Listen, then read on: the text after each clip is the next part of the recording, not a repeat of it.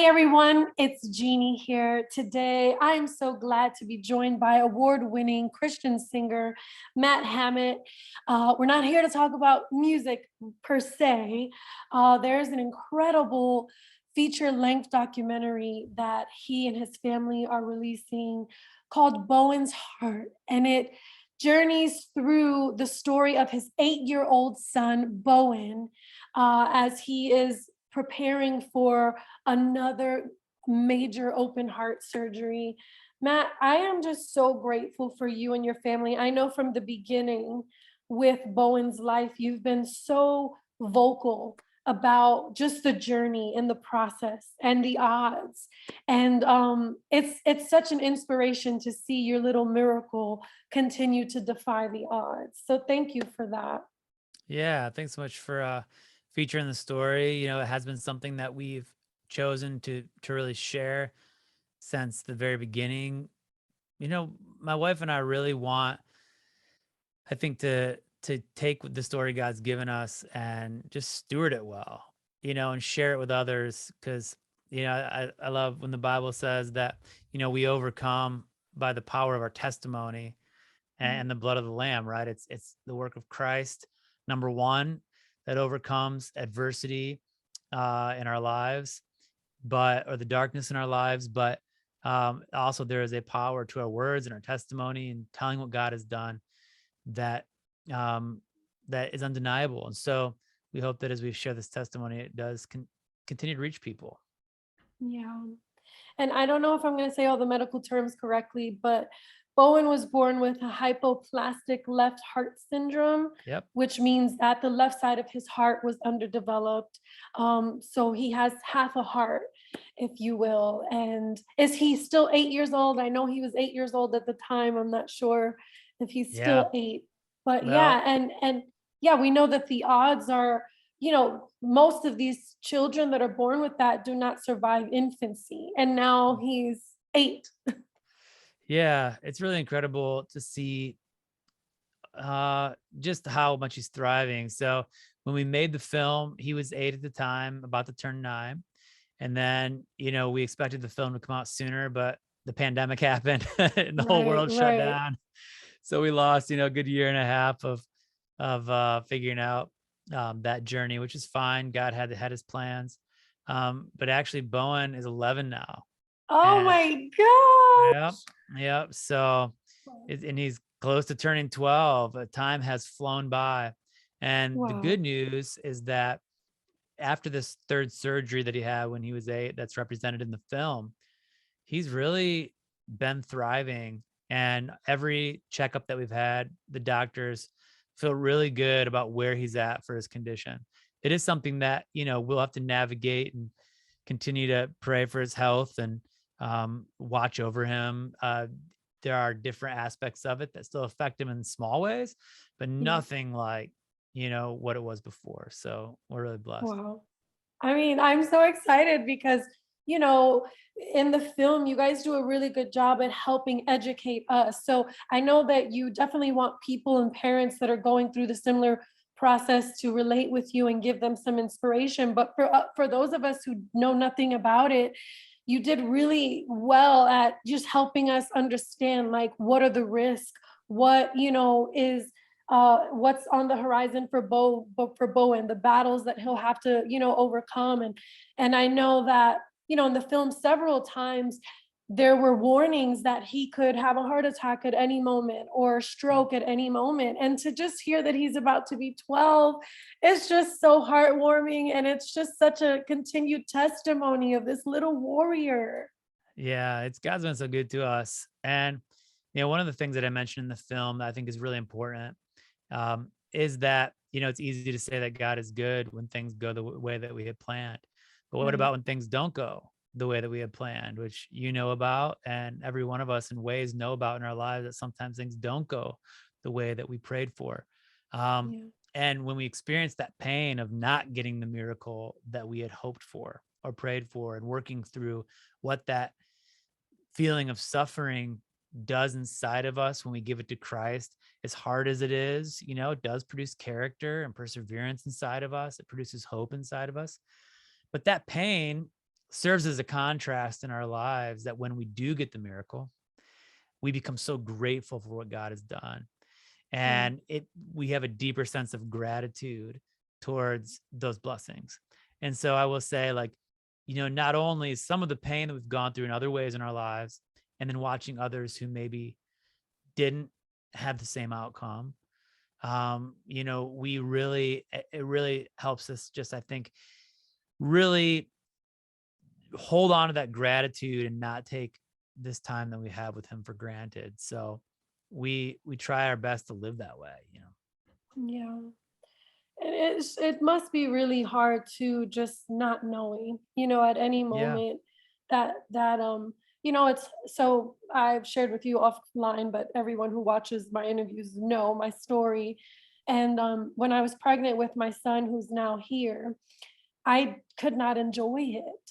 I feel robbed of the experience, like the whole pregnancy, even to the moment when I was on the table about to, have my child. I couldn't enjoy it because I just Yeah. didn't know.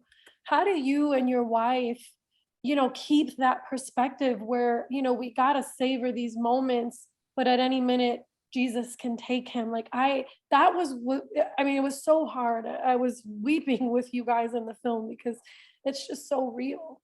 Yeah, it is. And there have been times where we've felt what you're talking about for sure, like where you're kind of in survival mode, and uh you're trying to take in those moments, but whatever that fear is that you have or uncertainty can kind of rob being in the moment. Like you're saying, I think that's a really powerful description that you gave. I think there's actually a song that I wrote for Bowen called All of Me that I released uh, around the time that he was born. And the opening line is afraid to love something that could break. Could I move on if he was torn away? And I realized before Bowen was born, I guess I really felt it was God's voice speaking to me kind of in that still small way where, wasn't audible, but it was like you could hear very clearly in your spirit what God was trying to say. And for me, I felt like he was speaking to me to reveal that I had been building a wall between me and my own son, unwilling to fully accept, embrace, or love him with my whole heart because I was afraid that he would be taken from me. So if I gave the investment of all that love, that maybe my heart would be broken too. And so I remember feeling that he was saying to me, is that the way that I loved you when my heart was Mm. broken? Did I build a wall between us? Did I withhold my love? No, God gave everything for us. He tore the walls down. He gave his very own son. He sacrificed to be close to us, even though his heart would be broken as well. And so I felt that he was telling me that I needed to love my own son in that same way. And I think that's a word for all of us when we look at the things in our lives that in our humanness, we want to distance ourselves from a hard story or a hard thing that would cause us pain because none of us want to feel that.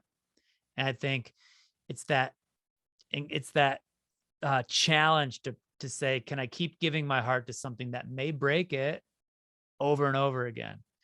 I mean, it's marriage even, right? It's like Right. even Yes. in a godly marriage or a faithful marriage, it's like there are those moments. Can I keep pressing in over and over and giving myself to something that in ways will like break my heart over and over again? Can I keep saying yes? And only by God's grace can we continue to say yes in those hard situations. And that would be my challenge to people watching the interview. Like, can you, by press into God's grace enough to be able to say yes, to keep giving your heart, even when it hurts in these situations? That's so good. So good. You were very vulnerable in the film. I really enjoyed that. I mean, even your kids were kind of like telling your business, where your Yeah. daughter's just like, well, this is hard on my parents. And, Yeah. they argue because of it.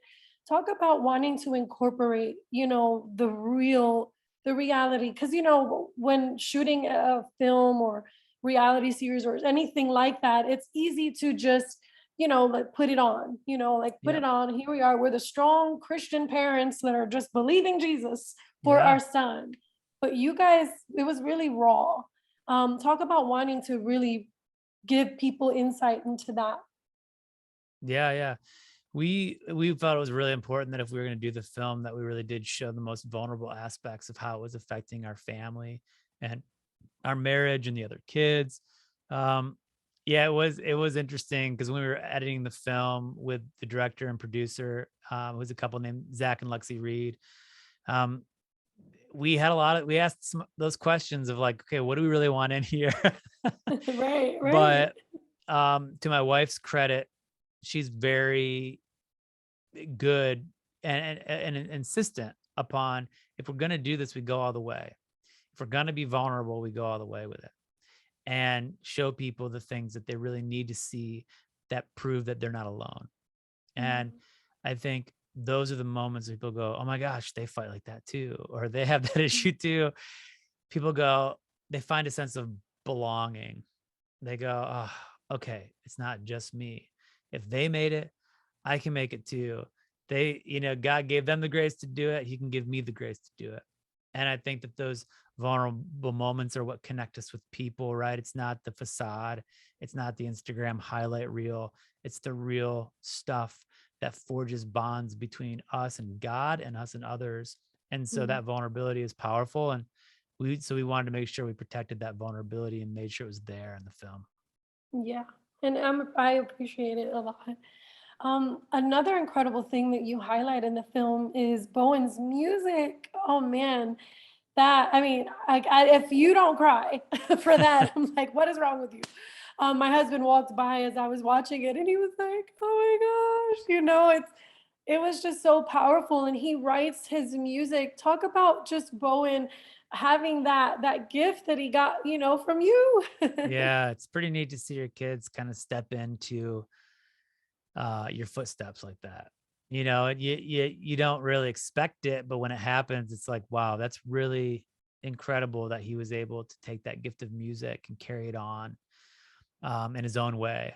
And I just remember when I first started hearing him write songs, and I was like, wow, like he's really got a gift, And Yeah. so when his third surgery was coming up, he asked us if we'd be willing to make an album for him. It was like, of course, bud, so I actually was able to pull in some Grammy nominated, Grammy award winning producers and writers to come in and just like finish up and put a bow tie on the songs, Mm. and it was like, I just turned out so good and I was so proud of him. And the even cooler part of it is that he's also incredibly gifted at even singing live.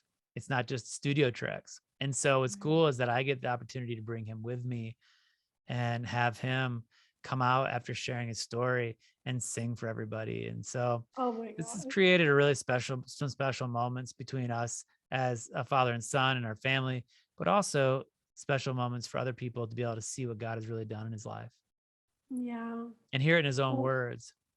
yeah, it's so powerful. It's so good, and he is so good. I know for many years you were a part of Sanctus Real, and I first became familiar with you through that, and just loved the music and all of that. And I know you took your leave from doing all that. You have the awards still there in the background. You were very successful in that. How are things now? And I know why you decided to step back, but if somebody's watching, maybe they don't know. If you can just kind of share that journey and just where you are now. Yeah. Well, the defining song, for Sanctus Real, in my opinion, was the song Lead Me, which Yeah. still ministers to people in a way that I just didn't expect. When I Mm. wrote the song, I wrote it out of my own personal story of me wanting to be a more present husband and father. The irony of the song is that after I wrote it from a very vulnerable, sincere place in my own life, um, expecting that nobody else would actually hear it, funny enough, until, some guys heard it internally and were like, you have to share this. People need this song. Yeah, I think it's And why I'm still married, actually. yeah, yeah. I'm like, husband, you need to listen to this song. I even got him the book. That's awesome. I think like, yeah, that story of our struggles that Sarah and I have had, yeah, have resonated through that song. And the irony of it was that the success of the song I wrote about being a more present husband and father actually took me away from home even more, but really put me in a position where then I was singing, on tour with all these big artists, Casting Crowns and Winter Jam, and I'm in these arenas. And although, all 15,000 people weren't there just to see us, everybody there knew the song. Yeah. And everybody there sang it word for word back to me every single night on stage. And it really convicted me as I sang it that I was not living out what my hopes and intentions were and my calling was. And in that knew very clearly in my heart and spirit that it was time for me to, as I say, sing it less and live it more. And so that Wow. was really the reason I stepped down, from the band, was just to get more margin in my life and space and time to be home and have community, not only with my family but in our church, and have that support that we really need and that sanity that we really needed as a family to do life together. Mm. And so it's been a blessing every step of the way, as hard as it was to make that decision.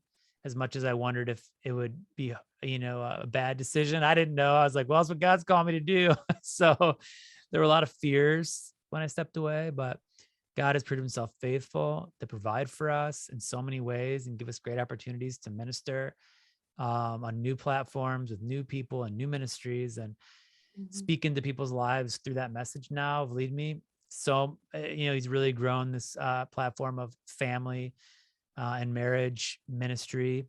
And so much of what I do revolves around that now. And it's been a real blessing to see how it's impacted other people. That's beautiful. Thank you for walking the walk. We His we need grace. to see that more, Yeah. and I'm so grateful for that. I don't want to take too much more of your time, It's but all right. why do you think God allowed this? Yeah. Looking at everything that you and your family are going through, have been through, when you do pull everything back and just think, why do you think he allowed it? Yeah, it's interesting in the Bible. There's a story where Jesus, where someone asked Jesus, like, why a boy was born blind. And ultimately, Jesus's answer was that he was born that way for God's glory, right? In that moment where Jesus, heals a child, um, y- there is a mystery around why God allows certain things, or why he allows suffering into the world.